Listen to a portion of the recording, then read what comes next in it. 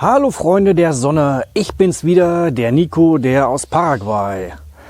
Im heutigen Video, da will ich mal meinen vorigen Aussagen untermauern. Und zwar habe ich ja ständig gesagt, dass ich schon eine ganze Menge Pflänzchen hier reingesetzt habe.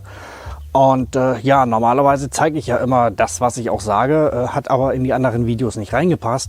Und deshalb geht es jetzt in diesem Video primär darum. Vorab aber noch eine kleine Ankündigung, und zwar werde ich demnächst meinen Kanalnamen ändern. Bis jetzt heißt ja mein Kanal Alltagstester24 und das bin ich ja eigentlich schon lange nicht mehr. Und deshalb werde ich meinen Kanalnamen ändern, wahrscheinlich in Nico Paraguay. Muss ich mal schauen, ob der noch da ist. Warum Nico Paraguay? Nur ganz einfach, ich bin der Nico, ich bin in Paraguay. Und ja, nicht wundern, wenn es dann demnächst von Nico Paraguay Videos geben wird, statt vom Alltagstester. Gut, aber jetzt zu dem Video mit den Pflanzen. Ich versuche es heute mal ein bisschen kürzer zu machen. Ich habe das ganze Video vorgestern schon mal aufgenommen, gestern geschnitten und festgestellt, dass es dann 54 Minuten sind, so ungefähr. Und das kann ich euch nicht antun, das will ich euch nicht antun. Also versuche ich es jetzt mal auf eine andere Art und Weise. Und wenn euch dann tatsächlich die Langversion von dem Video interessiert, wo ich dann auch viel über das Grundstück laufe, dann klickt einfach mal da oben, da werde ich das verlinken. Ich werde es sonst nicht öffentlich in meinen Kanal stellen, also einzige Möglichkeit da oben oder unten in der Videobeschreibung, da werde ich den Link natürlich auch reinsetzen. So, dann geht's doch gleich mal los. Ich werde jetzt hier auf der Terrasse meine Kamera positionieren und bisschen über das Grundstück schwenken, so das, was ich von der Terrasse sehe, und das Ganze mache ich dann mit den anderen 3 Seiten des Hauses auch. Im Prinzip so das, was ich rund ums Haus gemacht habe, ist, glaube ich, das meiste und auch das Wichtigste. Und ja, dann geht das hoffentlich ein bisschen schneller. Ich werde auch die Fotos zu den entsprechenden Pflänzchen einblenden, die ich hier habe. Wenn ihr weitere Infos darüber haben wollt, über die entsprechende Pflanze, dann googelt bitte selber. Ich könnte das zwar auch machen und dann die entsprechenden Bilder mit einblenden, aber das gibt dann meistens irgendwelche Probleme, so von wegen Urheberrecht und ähnliches. Und das will ich definitiv vermeiden und deshalb selber googeln ist angesagt. So, dann geht's jetzt gleich los. So, als erstes ein ganz kleiner Blick auf meine Terrasse. Das kennt ihr ja schon von meinem Hausbauvideo, und das ist dann auch tatsächlich der Ort, wo man sich hier in Paraguay am meisten aufhält, nämlich außerhalb des Hauses, und nur bei wirklich schlechtem Wetter ist man dann im Haus oder halt auch zum Schlafen, Kochen, Duschen, wie auch immer. Und von hier aus werde ich jetzt mal gucken, was ich denn hier so alles für euch habe. So, ich fange hier mal ganz rechts an von meiner Terrasse aus gesehen. Hier auf der Terrasse seht ihr einen Elefantenfuß. Den finde ich ganz schön, deshalb steht er da. Dieser Elefantenfuß wächst ganz langsam und von daher ist das eigentlich auch eine recht gute Kübelpflanze und steht halt hier bei mir auf der Terrasse. So, dort hinten in diesem Schattennetz habe ich einen Kiribaum gesetzt. Der wird sehr ausladend, sehr groß und bietet dann dort hinten Schatten. Eingezäunt habe ich das Ding einfach, weil da hinten manchmal auch die Kühe grasen, und der hat schon schwer gelitten, der Kiribaum. Der muss es jetzt nicht mehr ganz so schwer haben. So, dann haben wir hier einen großen Mangobaum, nein, einen kleinen Mangobaum, also er ist noch nicht wirklich groß. Den habe ich natürlich nicht selber gepflanzt, der steht schon da ein paar Jährchen, und komischerweise hat der jetzt sogar ein paar Mangos dran. Wir haben jetzt Anfang Mai und das ist überhaupt nicht die Zeit für Mangos. Hier kann man sie ganz gut erkennen. Es sind nicht viele, aber es sind ein paar. Für mich sollte es definitiv reichen, denke ich mal. Ja, das sind übrigens die Mango Común, also die doch recht kleinen, faserigen Mangos. Und ja, sind aber trotzdem ganz lecker. Hier vorne in diesem Bereich hat man natürlich, oder habe ich meinen schönen Rollrasen, den ich ja in meinem Hausbauvideo Teil 2 gezeigt habe, werde ich hier oben auch noch mal verlinken. Und im unmittelbaren Bereich angrenzend habe ich eigentlich hauptsächlich etwas für das Auge. Irgendwelche Blümchen, fragt mich jetzt bitte nicht nach den einzelnen Namen. Die kenne ich nicht wirklich, mit Blumen habe ich es nicht so. Die haben wir damals, als meine Eltern noch da waren, im Februar, März, haben wir die hier reingesetzt. Und ja, die kommen eigentlich oder kamen ganz gut, haben ganz schön geblüht.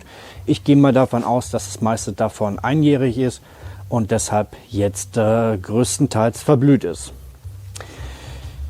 So, weiterhin habe ich ja hier auf der anderen Seite der Terrasse eine Glückskastanie. Die muss auch irgendwann aus dem Kübel raus, aber ich weiß momentan leider noch nicht ganz, wohin damit. Und deshalb steht die noch da, bis ich denn ein gemütliches Plätzchen gefunden habe. Und dahinter habe ich auch so ein paar blumenähnliche Pflänzchen. Ja, die Tonne muss ich auch mal wegstellen, da die stört mich auch irgendwie. Eigentlich nur was fürs Auge, so eine rote, palmenartige Pflanze irgendwie, keine Ahnung, was das ist. Dann habe ich hier zweimal Zuckerrohr gesetzt. Ich werde natürlich überall immer einen Pfeil dran machen, damit ihr auch seht, was ich gerade anspreche. Und nicht wundern, da hinten ist meine provisorische Motorradgarage. Einfach weil es da den ganzen Tag über Schatten hat. Und ja, jetzt abgedeckt, weil es für heute Nachmittag schon wieder Regen angesagt ist. Und das muss ja nicht unbedingt sinnlos nass werden. Wenn es euch interessiert, was ich für ein Moped habe und wo ich das gekauft habe, kann ich euch das gerne auch mal in ein Video machen. Aber dazu solltet ihr mir die Info geben, ob euch das überhaupt interessiert. Ansonsten lasse ich das nämlich sein. So, weiter geht's. Natürlich Bananen. Bananen habe ich eine ganze Menge gemacht. Einfach weil die lecker sind, wenn sie denn Früchte haben. Und neben der Banane habe ich meinen Kompost, also einen von aktuell zweien. Ich werde noch einen dritten irgendwann mal aufmachen, aber da schauen wir mal. Und links neben der Tonne, ist jetzt schwierig zu erkennen, ist eine Mandarine. Und die hat sogar schon eine Frucht dran, die allerdings noch nicht reif ist. So, dann schauen wir mal weiter. Ich zoome noch mal ein bisschen raus, damit ich auch was sehe. Ja, diesen Busch hier finde ich ganz schön. Der soll noch viel größer werden, also der ist wohl nicht einjährig. Und der soll dann irgendwann schön blühen. Tut er ja schon jetzt die ganze Zeit. Also der hat eigentlich ständig Blüten im Moment. Ich weiß nicht, ob im Winter auch noch, aber das wird sich zeigen. Ja, diesen Haufen werde ich jetzt demnächst mal abfackeln müssen, weil der doch ganz schön stört. Und was haben wir dann dahinter? Da sehe ich eine Papaya. Da habe ich auch eine ganze Menge von, einfach weil die relativ schnell wachsen, unkompliziert sind, lecker sind und recht gut schmecken. So, da hinten habe ich noch weitere Bananen und dann habe ich hier einiges an Manioca gepflanzt. Manioca einfach, das ist hier die Art, die paraguayische Kartoffel im Prinzip. Die darf hier bei den Paraguayern bei keiner Mahlzeit fehlen. Und deshalb habe ich einfach mal versucht, ein paar reinzuschmeißen. Und momentan kommen die auch ganz gut. Die brauchen allerdings noch wahrscheinlich so etwa ein Dreivierteljahr. So, da habe ich dann noch ein weiteres Bäumchen. Der soll irgendwann gelb blühen, wenn ich mich recht erinnere. Hier weiter vorne und da unten, das weiß ich jetzt nicht, kann ich jetzt gerade nicht erkennen, was das ist. Hier in diesem Bereich habe ich die Priorität gesetzt, dass es nichts Großes, Ausladendes gibt, einfach weil ich mir die Sicht hier hinter nicht verbauen möchte. Hier ist ein schöner großer Guavenbaum, der hat auch ganz leckere Früchte. Und dort hinten, hinter der Baumkrone, ist normalerweise das Ibituruçu-Gebirge zu sehen. Heute nicht, weil es ganz schön diesig ist und deshalb sieht man da jetzt nicht wirklich irgendwas. Aber gut, machen wir weiter hier in diesem näheren Bereich. Das hier vorne ist auch ein Baum. Ich glaube, das wird ein kleiner Baum, der auf jeden Fall weiß blühen soll später mal. Und ja, dann haben wir da, das sieht man jetzt natürlich nicht so gut, weil es die Palme verdeckt, eine recht schöne Blume, so eine Art ein Ableger der Banane ist das, glaube ich. Ich weiß es nicht wirklich genau, wie es heißt oder was es ist. Und noch weiter hinten ist ein Lichtnussbaum jetzt in der Mitte zu sehen. Der wird auch schön groß, ausladend, gibt viel Schatten. Hier habe ich vorhin gerade noch eine zweite Royal-Palme gepflanzt. Ich weiß nicht genau, wie sie in Deutschland heißen. Königliche Palme wahrscheinlich. Also hier heißen sie Palmera Royal. Die zweite nun ganz einfach, weil hier weiter rechts. Dort steht nämlich die erste, die ich gepflanzt hatte. Und ja, jetzt halt die zweite, ein bisschen daneben. Und in der Mitte habe ich eine normale, also eine echte Kokospalme, die mit den großen Kokosfrüchten. Und ja, die kommt eigentlich auch super. Mal schauen, ob die irgendwann mal Früchte hat. Wahrscheinlich so in 4, 5 Jahren. Und da hinten habe ich meinen ersten Komposthaufen, den größeren. Und da habe ich so ein paar palmenähnliche Pflanzen hingesetzt. Natürlich auch wieder ein paar Bananen. Und hier ist noch ein medizinischer Eukalyptus zu sehen. Ich hatte noch einen zweiten, aber der ist leider Opfer von Blattschneiderameisen geworden, sodass ich den leider jetzt nicht mehr habe. Da hinten ist dann noch eine weitere Mango. Das ist eine Bananenmango, wenn ich mich jetzt recht erinnere. Und die schmeckt auch ganz lecker. Hat halt ein bisschen andere Früchte. Ansonsten sehe ich jetzt hier noch den Maulbeerbaum, den ich gesetzt habe. Der hat es auch schwer gehabt. Wurde auch schon abgefressen von den Blattschneiderameisen. Die sind hier echt ein Problem. Und hier im näheren Bereich habe ich vorhin noch einen Busch gesetzt. Ich weiß auch nicht, wie der heißt. Der hat aber schöne rote Blüten und ich weiß ganz genau, dass die Kolibris diesen Busch und diese Blüten sehr lieben. Und ich mag Kolibris und deshalb sitzt der hier auch in Sichtweite. Und hier weiter vorne habe ich eine Feige. Ich habe auch noch eine zweite Feige, eine rote Feige, die steht halt ein bisschen entfernt. Da ist jetzt aber eine Palme davor und deshalb sieht man die jetzt nicht. So, ganz hinten vor dem Zaun ist übrigens die Banane. Die allererste, die ich hier gepflanzt hatte, das müsste jetzt ein knappes Jahr her sein, glaube ich.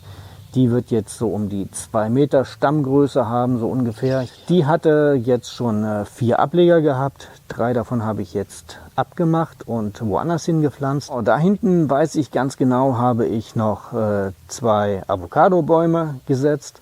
Einer ist hier jetzt genau mittig, nicht zu sehen, werde ich aber trotzdem einblenden. Und ja, dann haben wir hier etwas weiter vorne einen Paraiso-Baum. Das ist ein sehr schnell wachsender, schlank hochwachsender Baum mit sehr gutem Holz und sehr gutem Schattenwurf. So, wenn ich weiter schwenke, hier vorne haben wir dann noch eine Papaya und wieder so eine kleine palmenartige Pflanze. Genauso wie hier vorne, nur die etwas weiter hinten. Sieht halt etwas anders aus.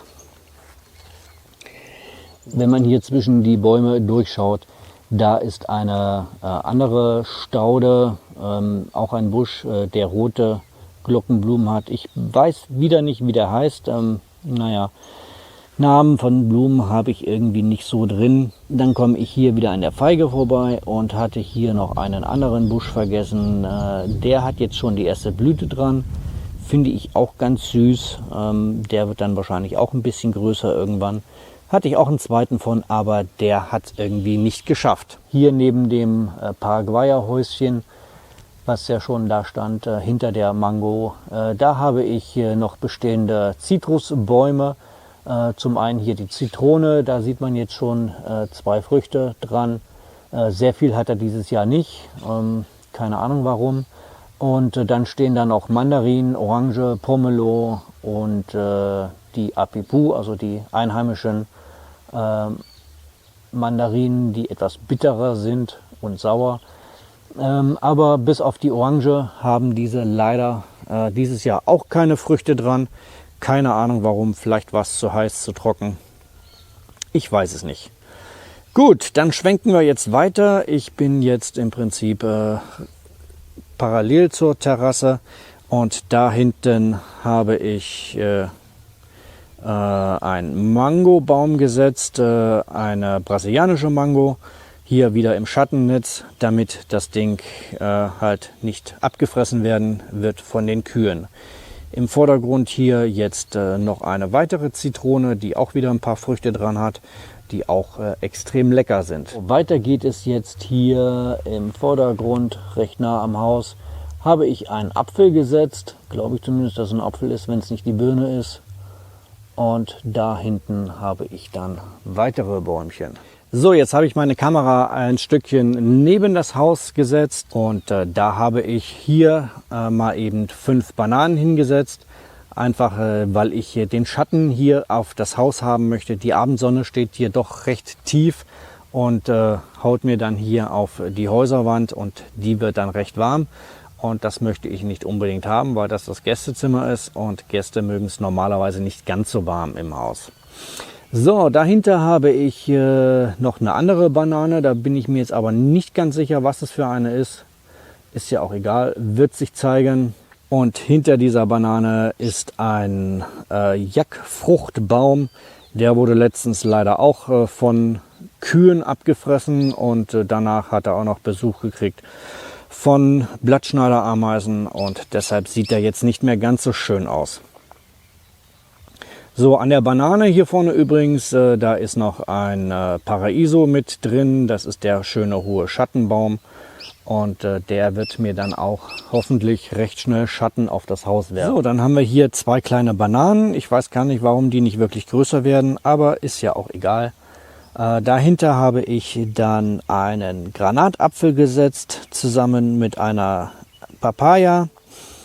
Und dahinter habe ich eine weitere Papaya zusammen mit einem kleinen Bäumchen, wo ich nicht genau weiß, was es ist. Aber das wird sich dann später zeigen, denke ich mal. Hier weiter vorne habe ich eine Nispera gesetzt. Die hat auch ganz leckere Früchte.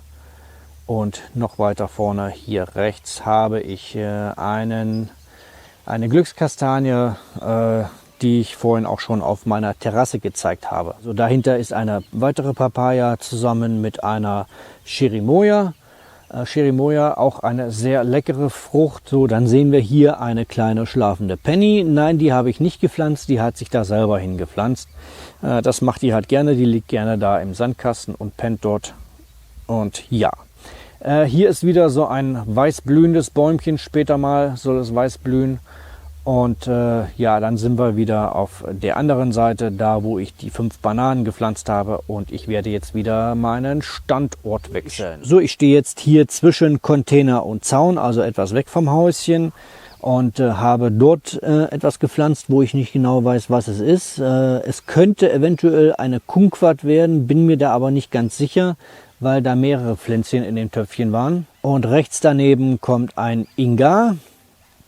Das ist auch ein recht großer Schattenbaum, der dann später Schoten mit Nüssen drin hat, die die Papageien tierisch lieben. Wächst auch sehr schnell und ja, ist auch ganz gutes Feuerholz mal nebenbei, aber hauptsächlich ein Schattenbaum.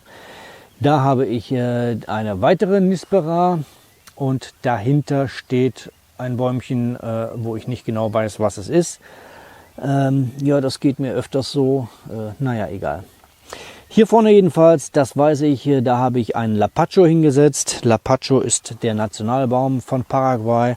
Wächst sehr langsam, blüht meistens rosa, wenn der Winter vorbei ist. Und das ist dann immer ganz schön anzusehen. An diesem Stab ist ein weiterer Paraiso, den habe ich leider schon ein paar Mal weggesenzt.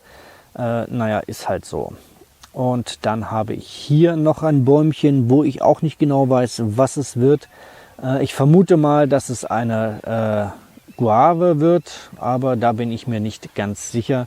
Zumindest steht es an dem Zettel dran, den ich da irgendwann mal dran gemacht habe.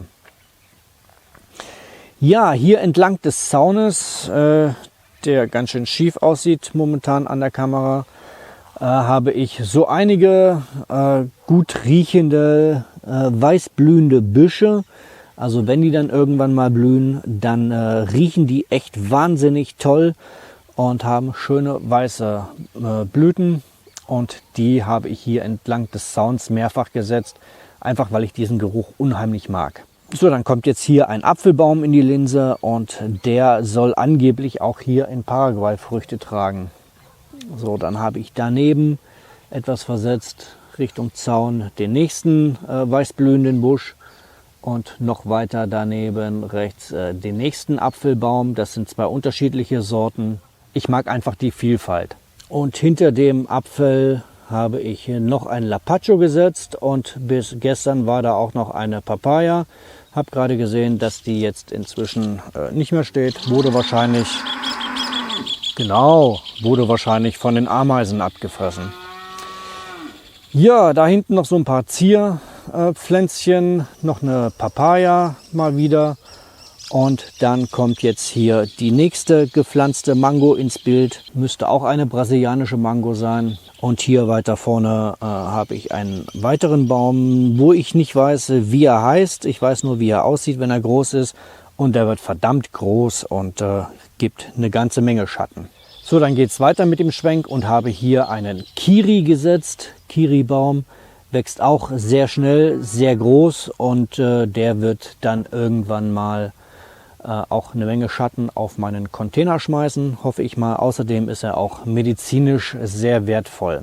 So, dann habe ich hier die beiden Ableger der Banane hingesetzt hinter den Container und davor habe ich noch einen weiteren Granatapfel gesetzt. So, ich habe jetzt noch mal meinen Standort gewechselt zur Orientierung. Das ist die Mango, die wir gerade eben hatten.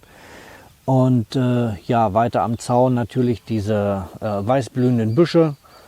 Habe ich ja gesagt, dass ich da einige habe. Was das ist, ja, auch ganz nett, aber ich weiß den Namen natürlich nicht. Und hier im Vordergrund auf jeden Fall eine Mandarine, das weiß ich ganz genau. Da ist nämlich noch ein Schildchen dran. Dahinter wieder endlich mal eine Papaya. Und hier im Vordergrund eine Guave. Und weiter im Hintergrund dachte ich auch, dass da eine Guave wild aufgegangen ist, aber das ist irgendwas anderes. Die hat nämlich komische Blüten dran. Ja, dann haben wir dort einen Flammenbaum, der ist noch sehr klein, habe ich inzwischen 2 Stück gesetzt. Den habe ich letzte Woche erst reingesetzt und davor noch eine weitere Banane. Ja, hier ist so ein bisschen Kamerungras gekommen. Ich weiß nicht woher, aber auf jeden Fall war es auf einmal da. Und ja, das ist leckeres Essen für die Kühe. Und das hat mein Nachbar auch schon geerntet vor ein paar Wochen. Und das muss jetzt erst wieder nachwachsen. So, hier habe ich die nächste Mandarine, die ich hier gesetzt habe. Und meine zweite echte Kokosnuss. Und da dahinter habe ich noch so einen weißblühenden Busch, eine weitere Papaya und eine Avocado habe ich da hinten auch irgendwo stehen. Da bin ich mir jetzt aber nicht ganz sicher, wo die steht. So, dann befinde ich mich jetzt hier an der Höhe des Tores und habe hier weiterhin eine Chirimoya gesetzt, die auch wieder leckere Früchte bringen wird mit Sicherheit. Und hier die nächste Papaya, natürlich auch wieder eine Banane dazu. Und hier hinten ist auch irgendein Bäumchen, wo ich nicht weiß, was es ist. Ich weiß nur, dass der letztens erst abgefressen wurde von den Blattschneiderameisen, die hier hinten ganz wild toben und sich hier echt breit machen. Hier rechts neben meinem Autoreifen habe ich eine kleine Aloe-Pflanze. Aloe Vera, ist das der richtige Name? Wahrscheinlich. Und ja, dann geht es weiter. Hier ist meine Pflanzenaufzuchtstation gewesen. Die habe ich jetzt größtenteils leer gemacht und fast alles eingepflanzt. Ein paar Pflanzen stehen da noch, da weiß ich aber momentan noch nicht ganz, wohin damit. Vor dem Pumpenhäuschen habe ich noch 2 Paraisos gesetzt. Der eine da hinten und der andere ist jetzt im Bild. Und ja, dann habe ich natürlich hier mitten vor das Haus noch eine weitere brasilianische Mango gesetzt, damit ich dann hier auch vor dem Haus irgendwann mal im Schatten sitzen kann, weil Schatten ist das, worauf es hier drauf ankommt. So, und damit sind wir, glaube ich, auch durch. Ich hoffe, es ist nicht allzu lang, das Video, nicht so lang wie das andere. Und dann schauen wir mal, ob ich das irgendwie sinnvoll zusammenschneiden kann. Ja, Freunde der Sonne, das soll es jetzt hier aber zu diesem Thema gewesen sein. Ich habe das Video schon größtenteils geschnitten und dabei festgestellt, oh, da fehlt ja noch einiges. Ja, habe heute noch ein bisschen Rasen gemäht und habe dabei festgestellt, oh, man hätte ja Rasen mähen können, bevor ich das Video aufnehme. Aber naja, so bin ich halt. Um es nicht noch länger zu machen, sage ich so wie immer vielen Dank für das Interesse und tschüss, bis zum nächsten Mal. Euer Nico aus Paraguay.